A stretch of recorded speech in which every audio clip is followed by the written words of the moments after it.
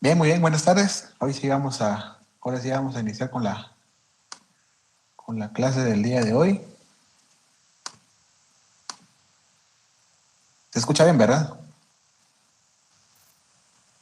Claro. Bien, bien, gracias. Claro que sí. Buena onda. Bien, vamos a iniciar con la clase del día de hoy. Espero que hayan tenido un día productivo. Espero que pues, en primer lugar que estén bien de salud, ustedes, su familia, todo. Y pues vamos a iniciar con la clase del día de hoy. En la clase pasada empezamos a ver datos generales sobre el curso. Vimos también un pequeño repaso sobre el semestre anterior. Vimos pues, que quedamos en que el Introducción al Derecho 1 e Introducción al Derecho 2 son cursos introductorios, valga la redundancia, y que contiene una teoría general del derecho. Si nosotros queremos saber sobre las generalidades del derecho, si queremos saber sobre las generalidades del derecho, debemos de saber que lo encontramos en los cursos de Introducción al Derecho 1, Introducción al Derecho 2. ¿Por qué? Porque estamos viendo cómo es que surge el derecho, cómo es que surge el Estado, dimos qué es derecho, cómo se conoce el derecho, tipos de derecho, existe un derecho constitucionario, vimos las fuentes del derecho, vimos el procedimiento legislativo y también vimos lo relativo a la jerarquía normativa, que como bien es cierto, si bien es cierto, tenemos una constitución eminentemente naturalista, porque contiene valores, contiene principios, también posteriormente de las normas ordinarias encontramos que es un sistema eminente. Por favor, apaguen sus micrófonos, que es un sistema mixto, porque de todo el andamiaje que tenemos, la constitución como naturalista, posteriormente las normas ordinarias son totalmente positivistas. ¿Será que no sé quién tiene habilitado su micrófono? Tomar el favor de desconectarlo. Y también los chales, los Oreo de chocolate.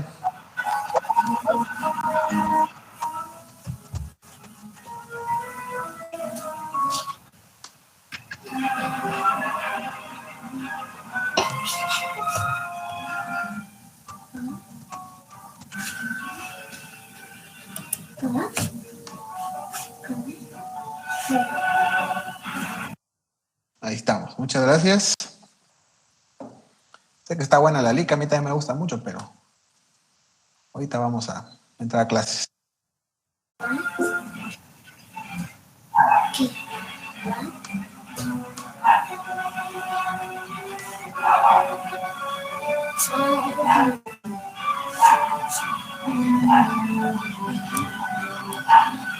Por favor, desconecten su micrófono.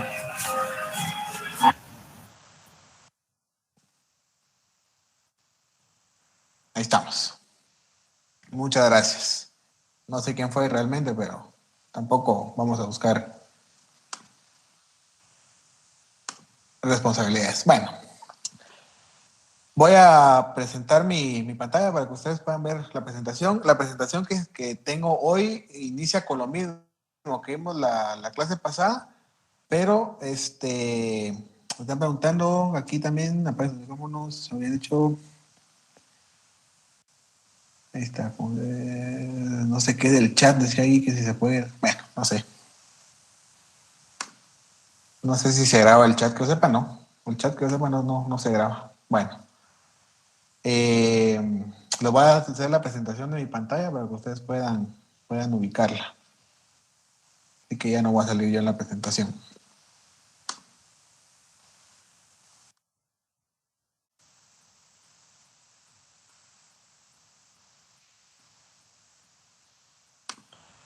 Me preguntaron si la presentación está basada en el libro. Sí, del libro de apuntes propios. De eso está conformada las diapositivas, así que les puede servir para el estudio. A ver, ¿dónde nos quedamos ayer?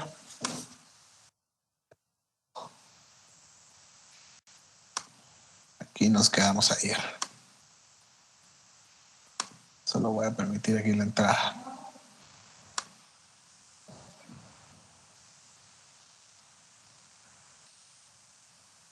También nos piden si pueden apagar sus cámaras, así no nos robamos tantos datos. Me parece muy buena idea. Bien. Ahora sí, continuamos e iniciemos con la clase de hoy. Vamos a hacer esto.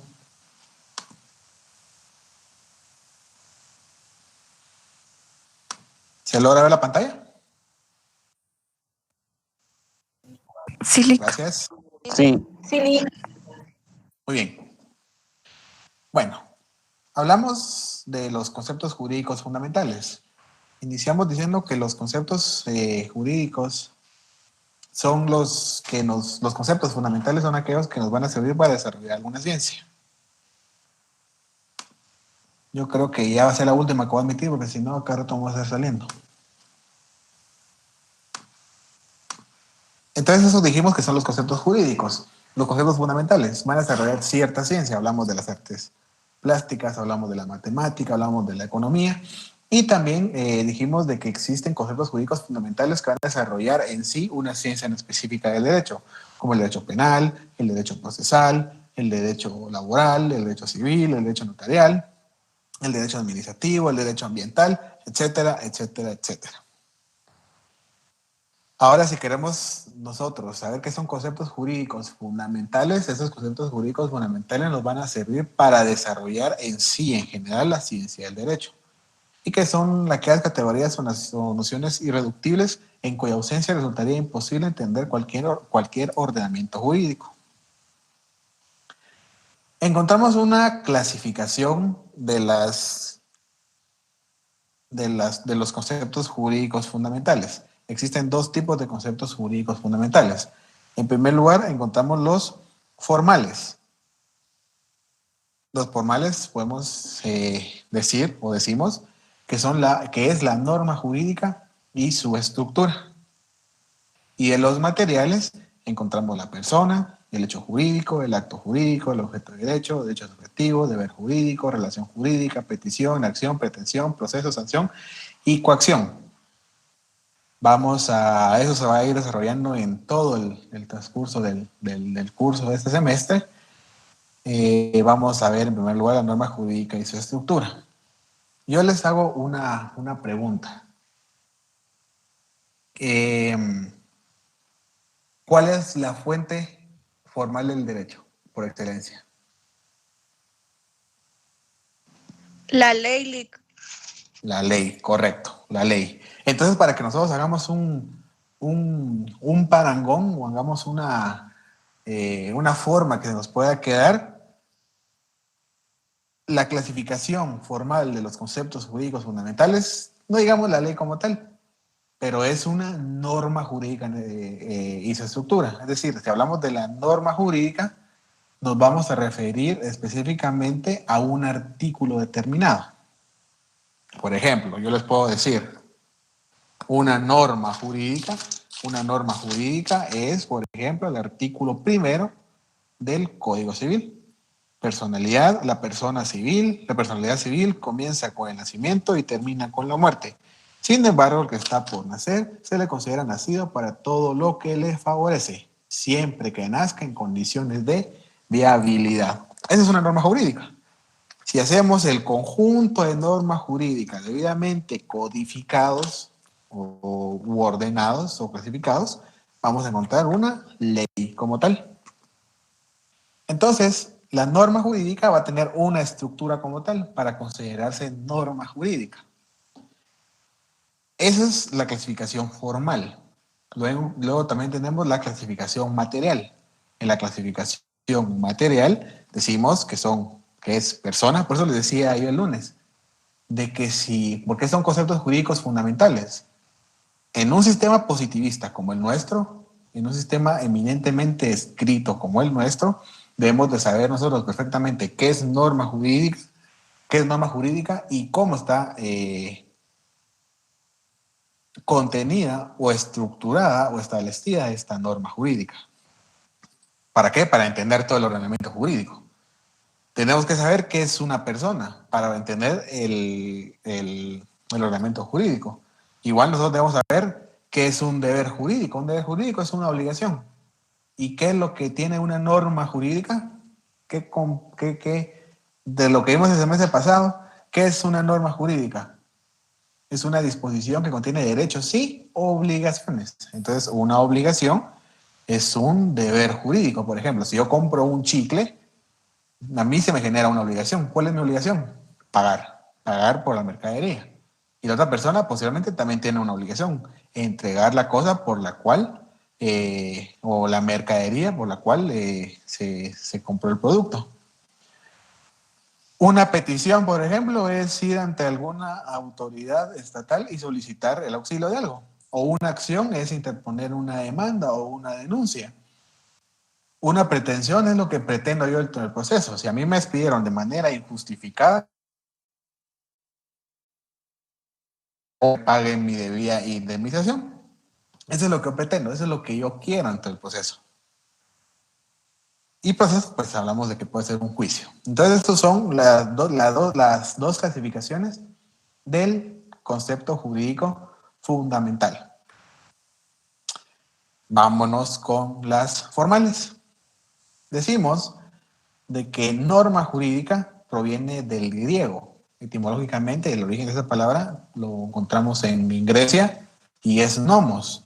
Como ya habíamos hablado el semestre pasado, pues nomos fue utilizado en primer lugar como un instrumento para medir la tierra.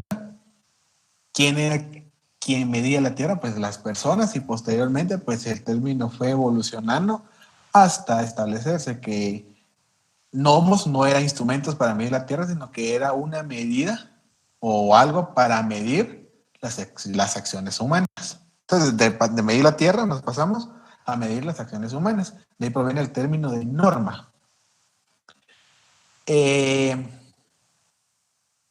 Existe un control social. Si hablamos de un control social, el control social son los mecanismos que tiene una sociedad como tal para poder controlar o poder manejar la conducta de las personas. Existen diversos tipos de controles sociales. Dentro de los controles sociales encontramos los primarios o los generales y también vamos a encontrar los formales. Entre los primarios, ¿quiénes son las primeras personas que nos dicen qué es lo bueno y qué es lo malo? A ver. Nuestros padres. Nuestros padres, correcto. Entonces, la familia viene siendo un medio de control social. Mi hijo no hagas eso, mi hijo es de mala educación, mi hijo come con la boca cerrada, mi hijo o mi hija cuando los adultos hablan, los niños se callan. ¿No nos dijeron siempre eso? Eso sí es un medio de control social. ¿Qué otro medio de control social podemos encontrar? El colegio. En el colegio también es otro medio de control social. El colegio, la educación. E incluso a nivel universitario también es otro medio de control social. Hablamos de otro medio de control social. La religión es un medio de control social también. El trabajo o las normas de trabajo también vienen siendo otros medios de controles sociales. Y dentro de los formales encontramos el medio de control social más alto. Es decir, debemos de agotar, si no funcionan los demás medios de control, por más que le digamos a un niño, mire, robar es malo, va a la escuela y le dice, mire, robar es malo, va a una religión y la religión está en los mandamientos, 10 mandamientos, robar, no robarás, que es porque es malo, y después viene a la universidad y sabemos de que robar es un delito y aún así lo sigue haciendo. ¿Qué más queda entonces? Bueno, apliquemos el medio de control social más fuerte y más alto, que es la ley. La ley establece que si quien despoja de un bien a otra persona sin su consentimiento, pues viene y se apropia el mismo, viene siendo un robo o un hurto. Entonces, a través de las leyes, como medio de control social más alto, va a lograr que los sujetos cumplan con lo ordenado. ¿Estamos bien ahí? Bueno, asumo que sí.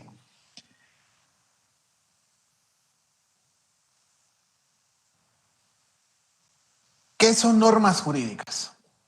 Aquí las normas jurídicas decimos que son disposiciones legales que conceden derechos e imponen obligaciones. Si hablamos de artículos, los artículos van a ser normas jurídicas y esas normas jurídicas van a ser esas disposiciones establecidas en una ley creadas por un órgano del Estado, que en nuestro caso es el Congreso de la República de Guatemala, que las cuales van a ser de doble vía. Nos conceden derechos e imponen obligaciones. La palabra favorita que utilizamos el semestre pasado son de carácter imperatributivas. Nos imponen obligaciones, pero a la vez nos pueden conceder o nos conceden derechos. Esas normas jurídicas, disposiciones legales que conceden derechos e imponen obligaciones. Elementos de la norma jurídica, o hablemos de la estructura de la norma jurídica. La norma jurídica tiene esos dos elementos, los cuales deben de establecerse o deben de estar sí o sí para que sea considerada norma jurídica. Lo contrario, será norma, pero será una norma jurídica incompleta. Entonces, esos dos elementos son el supuesto jurídico y la consecuencia jurídica, o también denominada disposición.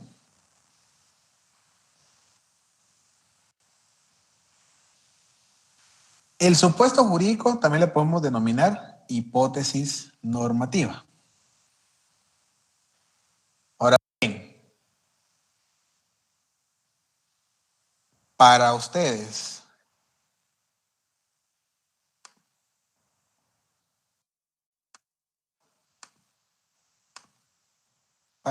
¿qué es una hipótesis?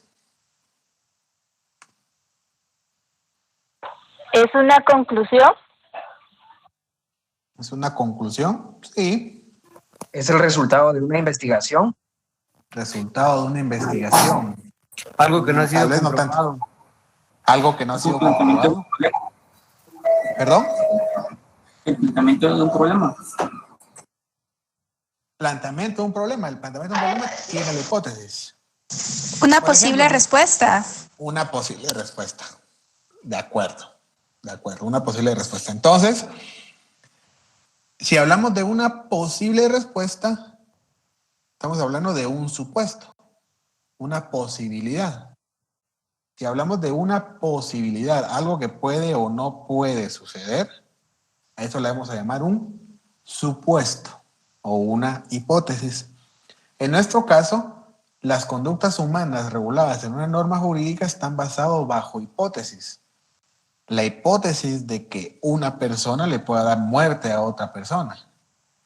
La hipótesis de que una persona puede tener un bien inmueble a su disposición y lo puede dar para que otra persona pueda vivir ahí a cambio de una retribución económica. El famoso contrato de arrendamiento, o como nosotros comúnmente le llamamos, el alquiler de la vivienda o local. Esos son supuestos. Las normas jurídicas están contenidas con posibilidades de conductas humanas, algo que puede suceder dentro de alguna sociedad. Entonces, bajo esa premisa, no sé si me di a entender lo que plantea una hipótesis normativa o un supuesto normativo. No sé si me di a entender. Sí, Lick. Muy bien. Sí, Lick. Entonces, sigamos con la... Sí. Sí, gracias. Sigamos con la presentación. Ya se está viendo mi pantalla, me imagino yo. Aquí vamos a ver.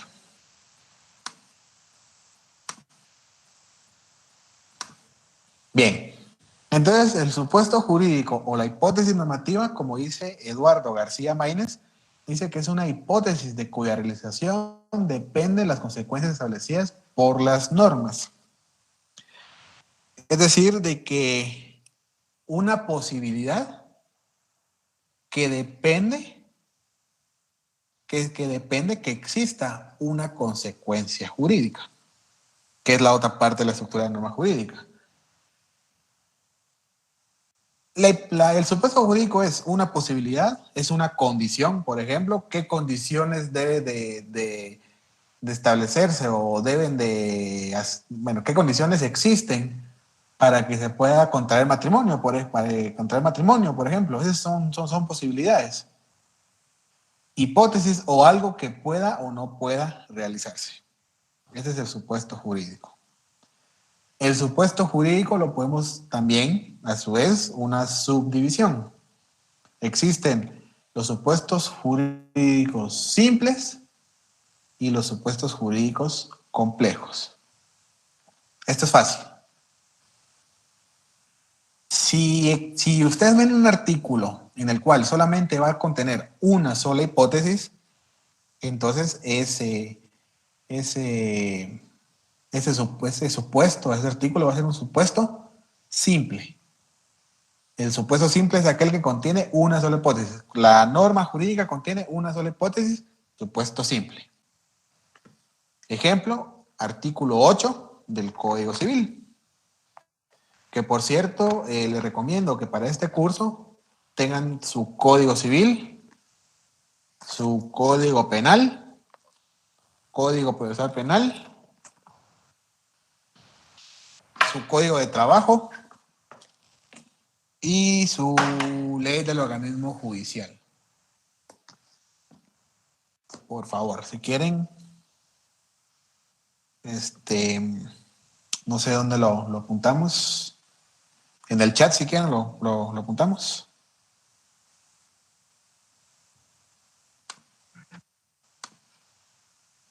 Si les parece Sí, bien. por favor. Por favor, Lick, gracias. Entonces necesitamos el Código Civil.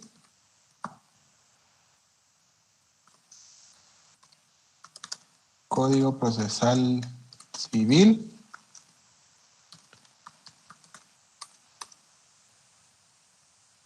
Código de Trabajo. Código Penal. Código Procesal Penal. Por supuesto, la Constitución.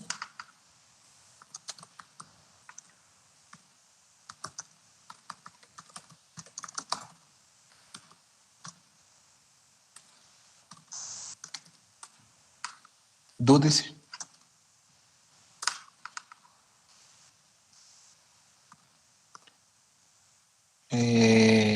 La ley del organismo judicial.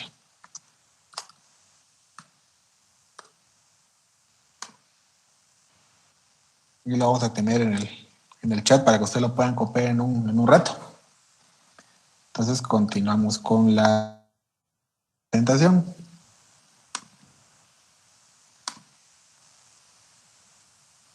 Lo mismo abrí. Bueno. Si quieren también búsquenlo ahí en su teléfono o algo, pero lo vamos a leer aquí. ¿Qué artículo dijo, Lick? Artículo 8, el artículo 8 del Código Capacidad. Civil. Correcto. Ahí lo tiene a la mano. Sí. Miyagi diría aquel. Bueno. Artículo 8. Capacidad. Dice, es el capítulo 8, recuérdese, ¿va? De que el Código Penal, el Código Civil, la Constitución Política de la República de Guatemala, son números ordinales del 1 al 9, por lo que ya hablamos filosóficamente el semestre anterior. El artículo 8 dice, la capacidad para el ejercicio de los derechos civiles adquiere por la mayoría de edad. En este sentido, ¿qué es lo que se requiere para tener capacidad de ejercicio? ¿Cuál es la condición? ¿Cuál es la posibilidad que ocurra? Se requiere tener más de 18 años. Mayor de Tener edad. más de Ser mayor de 18 años.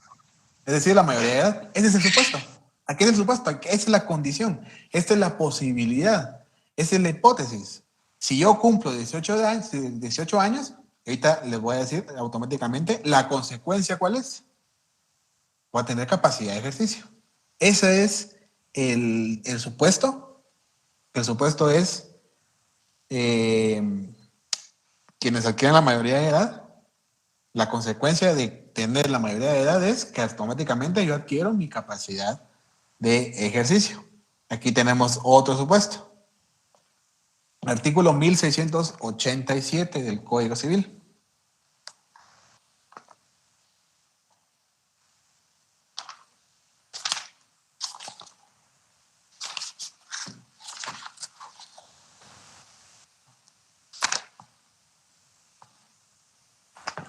Dice, el mandato. Para hablar de mandato, el mandato es un contrato en el cual yo autorizo a otra persona para que haga actos en mi nombre. Por ejemplo, yo me voy de viaje, entonces aquí dejo a un representante. Ese es el mandato. El mandato dice 1687. El mandato debe constar en escritura pública como requisito esencial para su existencia y puede ser aceptado expresa o tácitamente. ¿Cuál es aquí la condición o la posibilidad?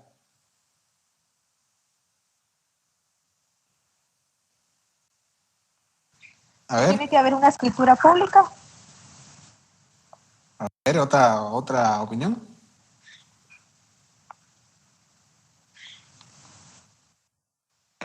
Disculpe, Lick, pero eso solo lo puede Sí. hacer un abogado, ¿verdad? ¿Representación o puede ser una persona individual?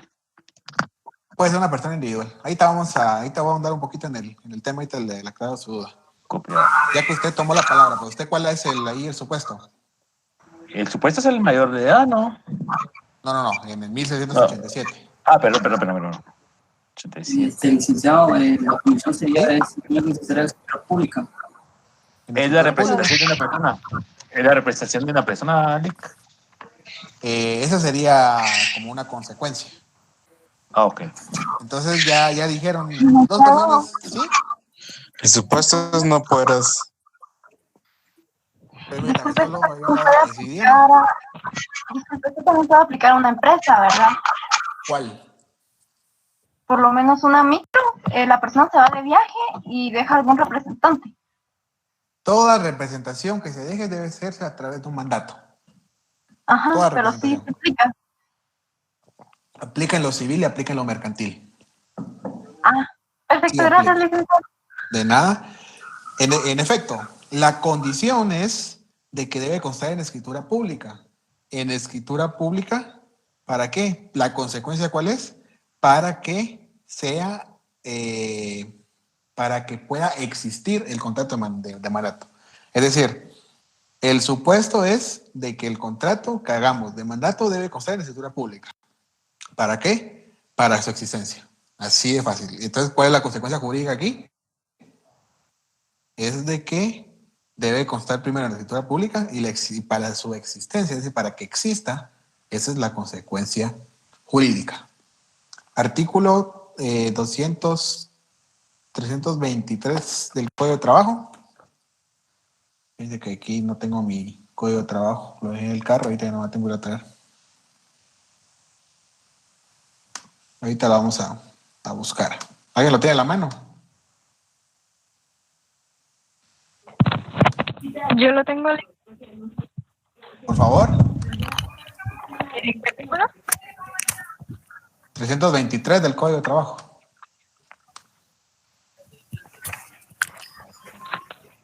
¿Lo puedo leer yo? Sí, por favor.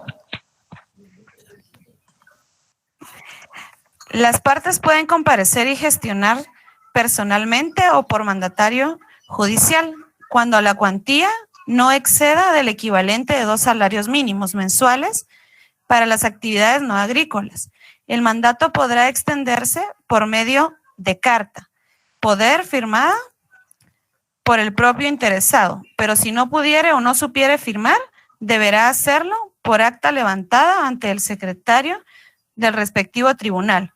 Solo los abogados, los dirigentes sindicales en la forma prevista en este código y los parientes dentro de los grados de ley, circunstancia que acreditarán ante el tribunal, podrán actuar como mandatarios judiciales. Gracias, ahí lo vamos a dejar. Lo que nos dice este artículo es, siempre hablamos sobre el mandato. Aquí siempre vamos a estar hablando sobre el mandato. Entonces, solo quiero Que vean ustedes esto.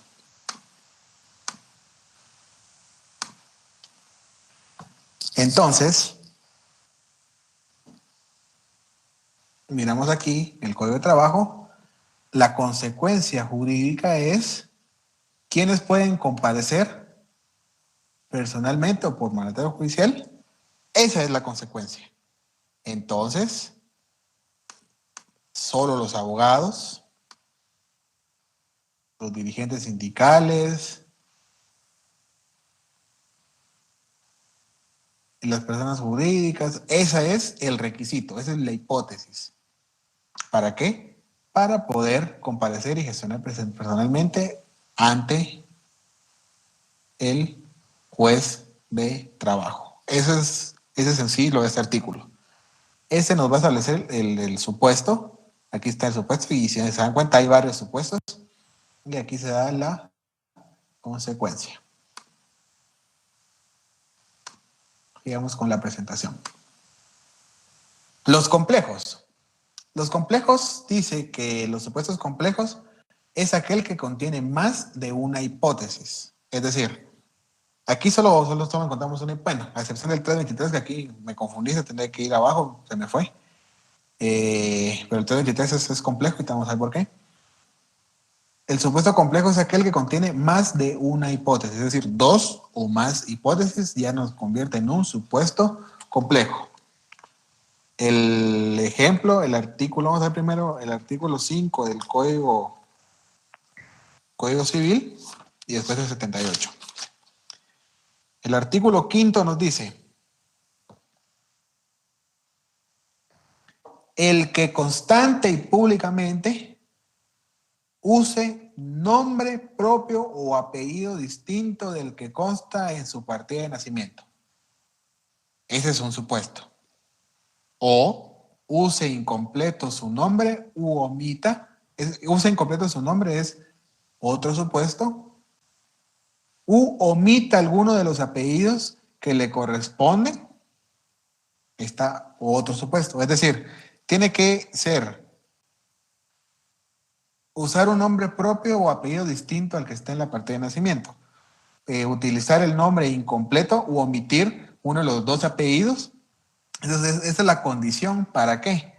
Para que yo pueda hacer mi identificación de persona en declaración jurada hecha ante notario. Solo antes, alguien me había preguntado sobre quién debe hacer el mandato, ¿verdad? El mandato es en escritura pública. ¿Quiénes realizan las escrituras públicas? El notario o la notaria. Si bien es cierto, nosotros utilizamos las dos profesiones o somos abogados y notarios, también lo es de que cuando ejerzamos nuestra profesión va a haber una diferencia entre abogado y entre notario. Es decir, el abogado o la abogada va a ser aquella persona, aquel profesional que va a defender derechos, va a pelear y defender derechos de las personas ante el juez, en juicio, en procesos. Mientras que el notario tiene una actitud conciliatoria. El notario va a actuar siempre y cuando existan voluntad de las partes. Por ejemplo, cuando hay digamos de que una persona se muere, pero no deja testamento, bueno, vamos ante el notario. Si todos están de acuerdo, todos los presuntos herederos están de acuerdo, bueno, se va con el notario y se lleva el proceso con el notario. ¿Qué pasa cuando ya alguien no está de acuerdo?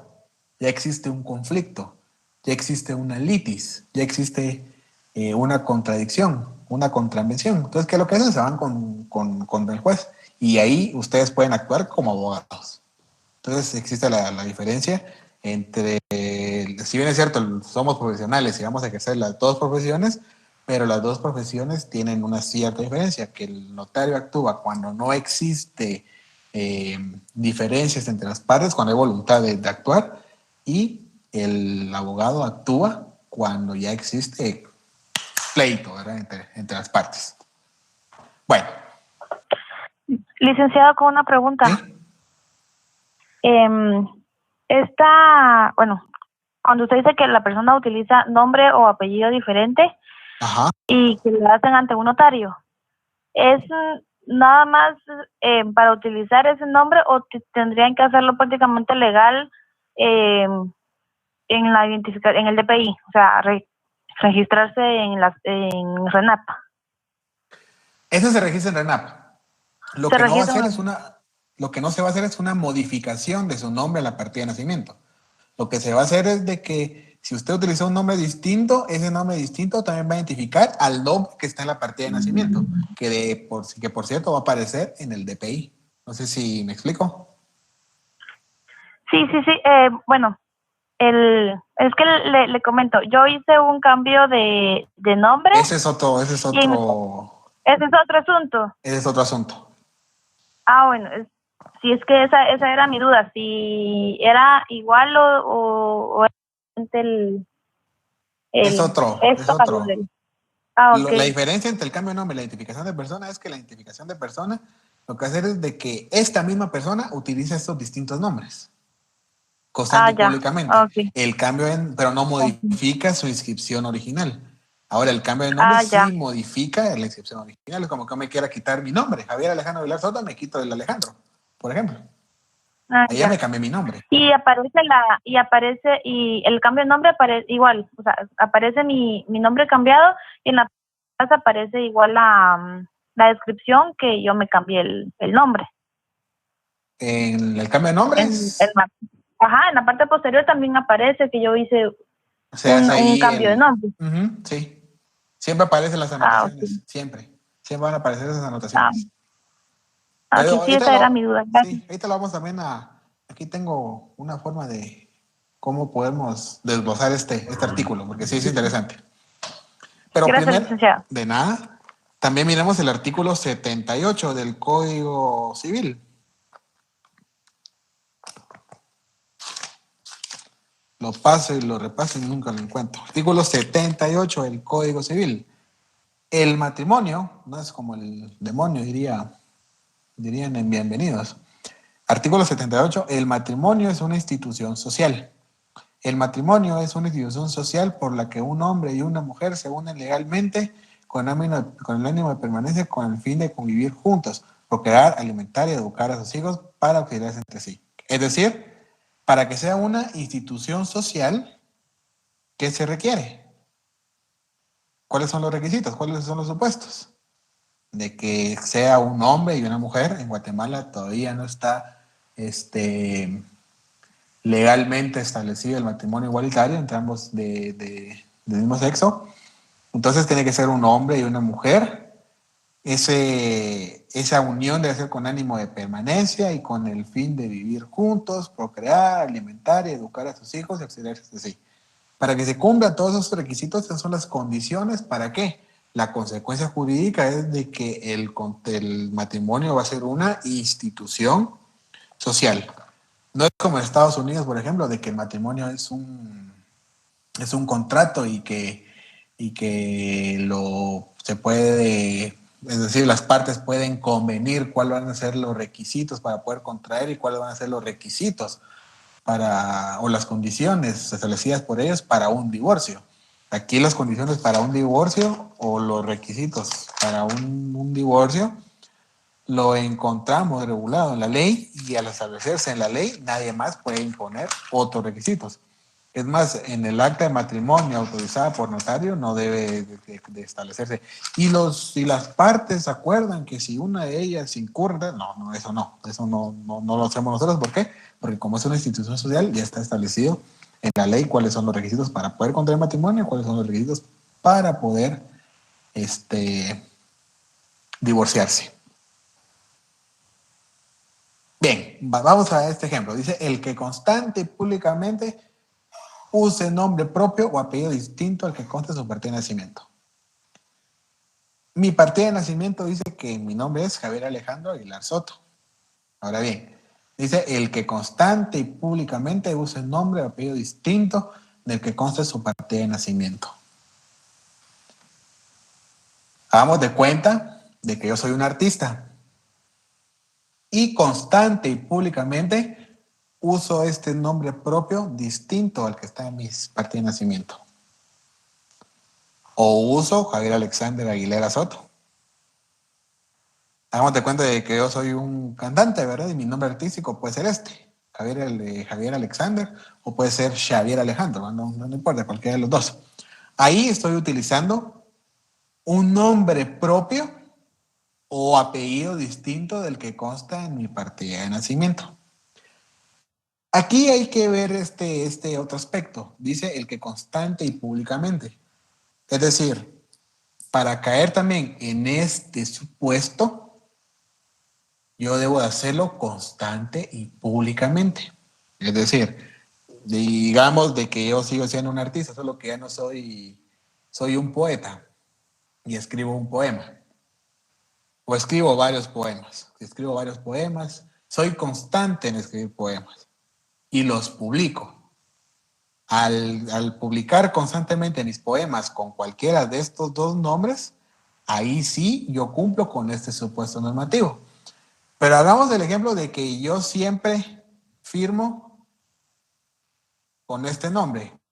Constantemente yo saco poemas y saco con Javier Alejandro Aguilar Soto varios poemas así constantemente. Y los publico en uno solo y lo guardé en mi gaveta y ya nunca lo saqué hasta que me morí. Se dieron cuenta que había escrito un poema y lo firmé con este nombre. Ahí yo no puedo hacer identificación de persona. ¿Por qué? Porque no fue constante y no fue públicamente. Entonces, para poder hacerlo eso, tiene que ser de manera constante y públicamente. El segundo supuesto, o la segunda condición por el cual yo puedo hacer mi identificación de persona. Usar incompleto el nombre. Javier Aguilar Soto o Alejandro Aguilar Soto. Con cualquiera de estas dos formas, aquí yo puedo hacer una identificación de persona. U omita alguno de los apellidos que le corresponden. Javier Alejandro Aguilar, Javier Alejandro Soto. Ahí estoy omitiendo uno de mis apellidos. Entonces, si yo incurro en alguno de estos supuestos, ojo, en alguno de ellos, yo no estoy diciendo que tienen que ser los tres forzosamente, porque la misma ley me lo dice. El que constante y públicamente use nombre propio, apellido distinto al de su pertenencia de nacimiento, o la O es disyuntiva, es una u otra, no es y. Al decir o, ahí me está abriendo la posibilidad de otro, que puede ser este o este. O use incompleto su nombre, u omita alguno de los apellidos que le corresponden. Entonces, si yo incurro en uno de estos tres supuestos, pues yo puedo ir ante notario para poder realizar mi identificación de persona.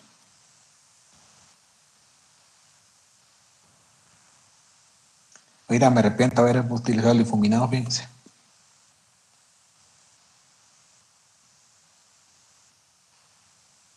Bueno, la siguiente clasificación de los supuestos. Yo creo que son las menos cuarto. Vamos a dejarlo por ahí. No sé si tienen alguna...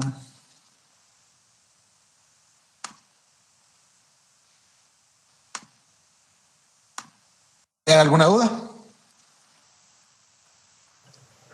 Buenas noches, licenciado. ¿Sí? Sí, una pregunta. En dado caso se utilice ese segundo nombre o la modificación al nombre en la partida de nacimiento y, por ejemplo, uno quiera firmar ya sea un contrato, por ejemplo, tendrá que ser con el nombre de partida de nacimiento o con o el segundo nombre, por así decir. Uno como notario para curar esta salud lo que hace es de que pone el nombre con el cual se está en el DPI, porque ya se sobresabe que el nombre que está en el DPI es de la partida de nacimiento. Ahora, si esa persona tiene, ¿para qué es esa identificación de persona? Se da más que todo en aquellos casos, por ejemplo, que a mí en el colegio me inscribieron así con X, ¿verdad? Y así seguí. O por ejemplo, mi hermano, él se llama Jorge Eduardo Isaías Aguilar Soto. Y él siempre ha utilizado Jorge Eduardo Aguilar Soto, Jorge Eduardo Aguilar Soto, Jorge Eduardo Aguilar Soto. Es más, yo me enteré cuando tenía como 12 o 13 años de que él era Isaías. O sea, Isaías era mi abuelo, mi abuelo paterno. Yo no sabía que él tenía ese nombre. Entonces, su título del colegio salió como Jorge Eduardo Aguilar Soto. Su primera licencia salió como Jorge Eduardo Aguilar Soto. Entonces, lo que se hizo fue que Jorge Eduardo Aguilar Soto también identifica a Jorge Eduardo Isaías Aguilar Soto. No sé si le resolví la duda. Ok. Sí, así estamos. Muchas gracias, licenciado. Que tenga feliz noche. Gracias, feliz noche. Igual a ustedes. Sí, también vamos a compartir la diapositiva para el grupo. Ahorita la voy a subir a la plataforma de Classroom. Licenciado, una pregunta. ¿Sí? Usted cuando inició esto de los elementos de la norma jurídica nos indicó que tiene supuestos jurídicos y consecuencias jurídicas. Ajá. Pero que puede no estar uno de los dos. Mi pregunta es, puede que no esté uno si de los no dos. está el supuesto en el fundamento legal, está la consecuencia jurídica. ¿Tiene que estar siempre uno de los dos o puede ausentarse los dos? No, tiene que estar una norma completa, tiene supuesto y tiene consecuencia. ¿Sí? Ahora, ¿cómo puede ser un incompleto? Por ejemplo, que se diga, comete homicidio quien diera muerte a una persona. Eso es un supuesto, ¿verdad? ¿Sí me escucha? Sí, le escucho. Bueno, entonces, digamos, da muerte a otra persona. Y ahí está el artículo, ¿verdad? No dice la consecuencia jurídica, que puede ser la pena. Y viene el otro artículo, dice otro delito, por ejemplo, el asesinato. ¿Va? Tanto el asesinato como el homicidio tendrá una pena de tanto. Entonces, ¿qué es lo que le faltó al artículo anterior? Una consecuencia jurídica. O hagamos de cuenta de que tenga un supuesto, una norma jurídica, y la siguiente establezca la consecuencia jurídica, o al revés. Diga también a los que establecieron en el artículo anterior el supuesto. O sea, ¿qué es lo que le quiero dar a entender? De que la norma jurídica, para que sea completa, debe de tener un supuesto y una consecuencia. Puede que la norma tenga el supuesto, pero no la consecuencia. O puede ser que tenga la consecuencia, pero que no contenga el supuesto. Hablemos del homicidio. Para quien era muerta una persona, comete el delito de homicidio. Ahí se queda el artículo, no tiene la consecuencia. Entonces dice el asesinato. El asesinato dice de que comete delito de asesinato, se le impondrá al de homicidio, y al asesinato se le impondrá una pena de tal. Ahí ya completó Entonces, si el supuesto y la consecuencia no están en el mismo fundamento legal, va a estar en otro que lo puede complementar. Está en otro que lo puede complementar. A eso puede se estar le llama, en uno mismo o en otro. Puede estar en una misma ley o en otra ley incluso. Ya. A esta ausencia de derecho o de ley o regulación se le llama laguna de ley. Entonces, para completar esos vacíos, lo va a hacer un juez en una integración de la norma jurídica, que son uno de los problemas de la técnica jurídica que vamos a ver al final de este curso. Para que ustedes ya vayan entendiendo. O sea, existen lagunas, existen formas de llenar esas lagunas, que es a través de una integración de ley, que lo vamos a ver poco a poco en el transcurso del semestre. Pero puede ser de que un artículo le falte una consecuencia o le falte un supuesto normativo, caemos a una laguna o un vacío legal. No sé si tienen alguna otra duda. Gracias, licenciado. Licenciado, buenas noches. Buenas noches. Disculpe una pregunta. Así como el Registro Nacional de Personas, ellos no pueden notificar a una institución que pueda existir una persona con una doble, se podría decir, identidad. Es que lo que pasa es que a un familiar, no sé si fue hace 3 años, él fue a hacer un trámite para su pasaporte. Entonces su DPI estaba vencido, si no estoy mal. Entonces, cuando llegó a RENAP y le hicieron la renovación, existía otra persona con los mismos nombres y los apellidos, pero solo es que esa persona tenía 48 años. Entonces mi pregunta es, Renat no puede así como que dar esa falla, se podría decir, pues porque creo que tuvo un pequeño problema él a la hora de tramitar su pasaporte. Esa es mi duda, si Renat no tiene así como que la posibilidad de avisar a una institución o no.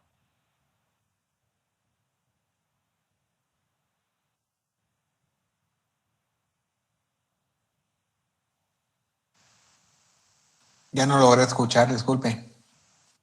Sí, es que le vuelvo a repetir que a un familiar puede hacer un trámite para su pasaporte, pero su DPI estaba vencido y cuando fue a renovarlo, hacer la modificación, existía otra persona con los mismos nombres y apellidos, pero, Ajá. o sea, tenía una edad de 48 años, entonces creo que tuvo un problema. Entonces, Renat no tiene como que la posibilidad de notificar a una institución o ellos no se dan cuenta porque creo que sí le causó un problema algo serio, pues porque lo acusaban de no sé, usurpar la identidad de otra persona cuando él era el verdadero. No, fíjese de que eso no lo contempla el RENAP. Lo que seguramente fue de que, o puede ser de que sí le haya habido una doble identidad de esa persona. Lo que ocurre son, como dice aquí en el chat, es un homónimo. Yo tengo un montón de homónimos, saben ni cuántos Javier Alejandro Aguilar Soto hay, más de algún par más que yo. Sí hay. Si el RENAP, ahora, por ejemplo, puedo escribir a una persona y dice, no, ese nombre ya existe. No se puede, el RENAP no tiene ninguna, legalmente, ninguna facultad para decir, mire, fíjese de que no puede porque hay una persona así, o no venía RENAP y decir, tenga cuidado usted, porque tal persona le puso a su hijo como usted se llama, entonces ahí que tenga cuidado, no, ahí sí que la única forma de establecerlo es saber cómo fue que se realizó la inscripción de nacimiento de la otra persona a la cual se le está suplantando el nombre de su tío, de su tía, o de la persona que usted conoce, del cuate, del amigo. Pero sí que RENAP tenga como tal, ¿no? Ok, gracias. Licenciado, buenas noches. Sí, buenas noches. Ya, ¿me escucha? Sí, dígame. Mire, con una molestia, o sea que yo como notario, como futuro notario, tengo que, como se dice comúnmente, ¿verdad? Guardarme las espaldas por medio del DPI, pero como hay ciertos tipos de DPI que están saliendo falsos, que son, así como decía el compañero, que son personas que tienen doble identidad, ¿verdad? Correcto, ustedes por eso les aconsejo, pan para su matate, ¿va? Cuando redacten, no digan se identificó con su DPI. Ustedes tienen que establecer, Javier Alejandro Soto comparece con el documento de identificación personal, número de CUI, emitido por el Registro Nacional de las Personas. Ahí ustedes se olvidan de responsabilidad de que es el de él. Si es uno falso, nosotros no estamos para prejuzgar la falsedad o no de un documento de identificación. Nosotros lo que podemos, es más, nosotros no podemos, porque no tenemos la tecnología para decir ese DPI es falso, esa certificación es chafa. Nosotros lo que decimos es para evitar de que haya responsabilidad nuestra, porque como tenemos fe pública y decimos con su DPI, ahí sí nosotros estamos manifestando en un documento público de que es de él y puede ser que sea falso. Entonces, ¿cómo nos cubrimos solo las espaldas? Sí, de esa manera. Se identifica con el documento personal de identificación presentado por la persona, podemos hasta decirlo, porque ya es redundancia, con el cual se identifica y ya nosotros consignamos los datos. Pero no digamos digamos el documento. Al decir su documento, ahí sí nosotros nos estamos amarrando a un problema. Digamos el documento. Al decir eso, ya nosotros liberamos nuestra responsabilidad. Y le hacemos decir de que lo haga bajo juramento. Así, si no es cierto, quien comete el delito es esa persona. Nosotros no. Esa es la forma en que nosotros podemos librarnos de esa responsabilidad legal de cometer un delito.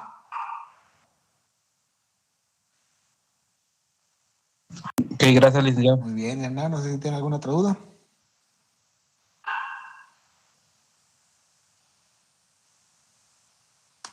¿No? Bueno, entonces lo dejamos ahí por hoy para que puedan conectarse a la siguiente clase, que hoy sí nos agarró la tarde.